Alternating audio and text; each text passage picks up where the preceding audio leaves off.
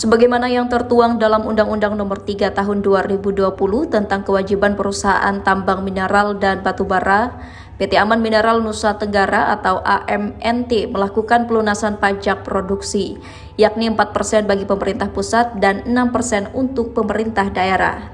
Pemerintah Provinsi NTB menerima pelunasan tersebut yang berasal dari keuntungan bersih perusahaan masa produksi 2020 hingga 2021. Kepada Antara, Selasa 20 Februari, Kepala Badan Pengelolaan Pendapatan Daerah Bapenda NTB Eva Dewiani menyampaikan, dari 6% jatah yang diterima sebelumnya telah terbayarkan sebesar 1,5% atau senilai 107 miliar rupiah pada November 2023. Sisa pelunasan dituntaskan pada Minggu ke-2 Februari 2024 untuk dibagi ke seluruh kabupaten kota sebagai pendapatan asli daerah guna menunjang pembangunan serta menstimulus berbagai program kerja daerah.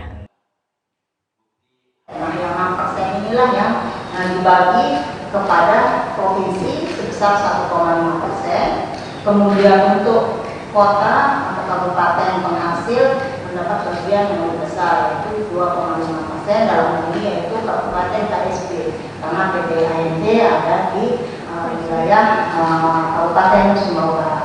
Kemudian untuk kabupaten yang lain ya, yang 9 kabupaten kota itu mendapat 2%. Eva Dewiani turut menjelaskan setiap kabupaten dan kota mendapatkan porsi berbeda menyesuaikan dengan kepentingan di daerah.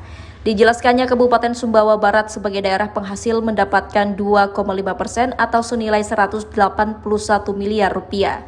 Sementara 9 kabupaten dan kota lainnya saling membagi dari 2% penerimaan yang masing-masing berjumlah 16 miliar rupiah.